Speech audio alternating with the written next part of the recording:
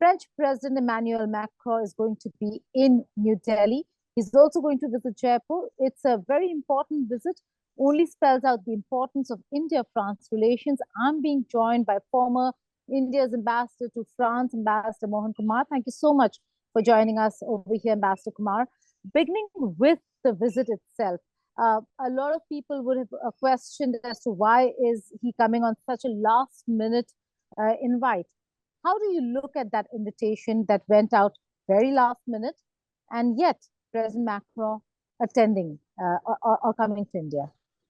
Thank you very much, Geeta, for having me. No, I only see it as the one possible interpretation, which is that I think it's an indication of an unconditional commitment to the strategic partnership that France has got with India. I also think it's an indication of magnanimity on his part, because as you say, he accepted it at short notice, because it comes close on the heels of Prime Minister India's visit to Paris on Bastille Day last July. So there's only one way to look at it, frankly, and that is that it's a demonstration of France's unconditional commitment to the partnership with India. Right. In terms of defense partnership, where are you looking at the defense partnership between the two countries go? We are seeing a Rafale contingent coming to India. So the way the French look at it, and of course, you know the way India looks at it, but the way the French look at it, they see this strategic partnership based on three pillars. They call it a partnership for sovereignty and security. That's the first pillar.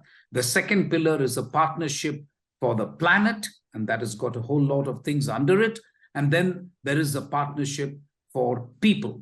So the question that you are asking me is the first pillar, which is the partnership for sovereignty and security. It is my sense that the strategic partnership that India has with France in the area of defense is perhaps the one relationship that is completely devoid of contention.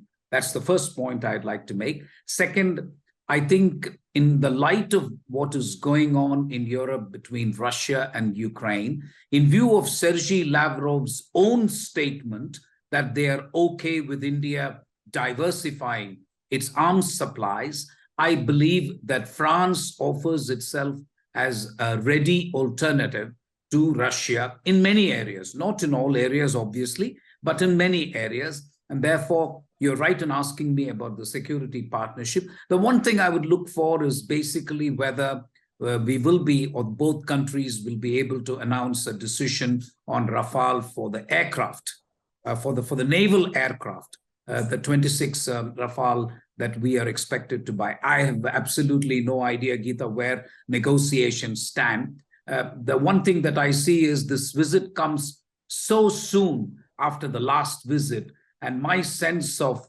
defense acquisition by India is that these things take time. So I'm not in a position to say that we should expect an announcement in this regard. But having said that, there are other areas where I think if the two countries have decided last July that they will join forces to make a combat fighter engine for jet aircraft. So I think that is something on which at least useful discussions can take place, since President Macron's visit offers us a golden opportunity to do these things at the highest possible level. So I would expect incremental progress, but we may be surprised. Who knows?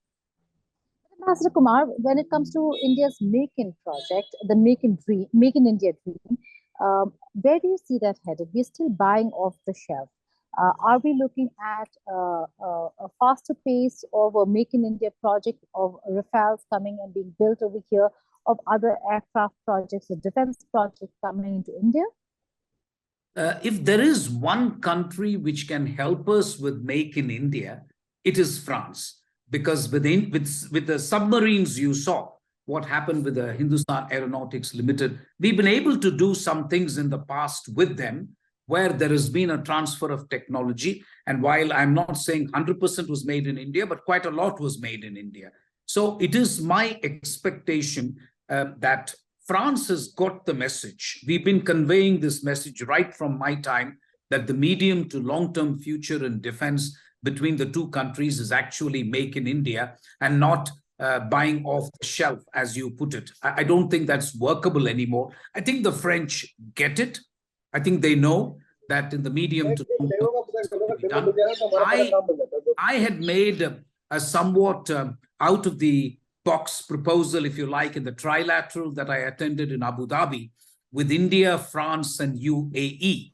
And I made the proposal, I can be honest with you, that I think we should make Rafale in India for not just the Indian market, but for the UAE, Qatar, and Egypt market, since they are now big consumers of Rafale. It was received enthusiastically at the track 2 level, Geeta, but I don't know how the governments will react to it. It seems to me that the UAE has got the necessary financial muscle. France can invest in India, and if India can offer an environment conducive to the production of Rafales in India, this might solve the problem of the scale, that you make enough engines here which can cater to the Indian market, but also export these Rafales to Qatar, Egypt, and UAE. That's the proposal I've made, but we'll see what happens. Well, that's quite interesting to see that we are looking at not just Make in India, but also becoming a supplier to the world with an India-France project. Having said that, we're also looking at a contingent of the French army coming to India, as did the Indian Army for the Republic Day this time around. How do you see that, and how does that look for India and France? Well, firstly, it seems to me that it is a hugely symbolic occasion, isn't it? To have the French armed forces march past in Rajpath, and it's the same thing that the Indian armed forces marching past in Champs-Élysées. So I think it evokes a lot of things. It actually takes me back to the Indian soldiers who laid down their lives in World War II. And you have a wonderful memorial near Paris called Neuve-Chapelle, where you have the list of all the Indian soldiers who laid down their lives for France. So we go back a long way, and it seems to me that this is a perfect opportunity for both armed forces to demonstrate that they are marching in unison. So there's a lot of interoperability that is happening between the two armed forces, a lot of joint exercises, Garuda, Varuna, you know, Shakti, you have a whole lot of joint exercises, right. All three wings that happen between France and India. So to me, it seems this is really, really highly symbolic, and it's a demonstration of what the two armed forces can do together. In terms of nuclear cooperation, where do you see that headed?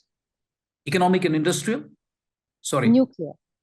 Nuclear. No, that is an area, Geeta, I will not conceal from you that this has gone on for a while. And this, again, will need a different kind of thinking, because the one issue on which we are a little bit stuck when it comes to the Jaitapur nuclear power plants is that financing has been a big issue.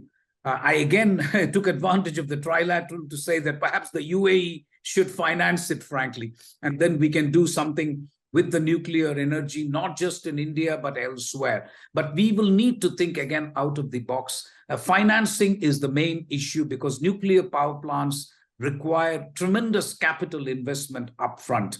And my sense is that we are not able to get the kind of financing we need. Remember that this is going to be the biggest nuclear park in the world.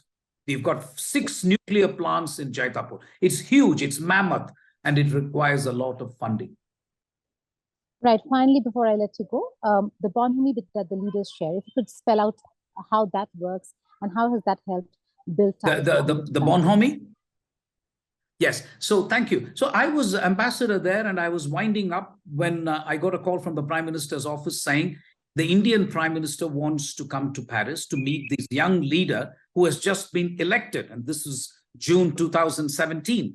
And I was thinking to myself that, there is no invitation from France, and the Indian Prime Minister has said, listen, I'd like to come. When I suggested to the Elysee that this is the case, they said he's absolutely welcome. And Prime Minister Modi ended up being the first overseas leader, non-European leader, to visit Paris to kind of meet Emmanuel Macron just after his election. I thought they got along like a house on fire. in spite of the difference in age at that time. Remember, Macron was only 39 when he got elected as French president. My sense is that the two leaders have a wonderful sense of history.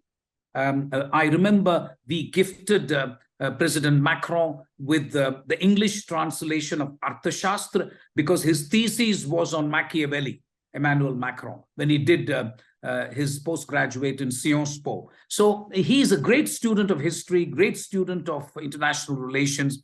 It seems to me that both leaders are convinced that the Franco-Indian strategic partnership is a force for good in the world. And there is an all-party consensus in both countries. So actually, other than Shinzo Abe, who is no more, I would argue that this is the leader that is closest to Prime Minister Modi among all international leaders.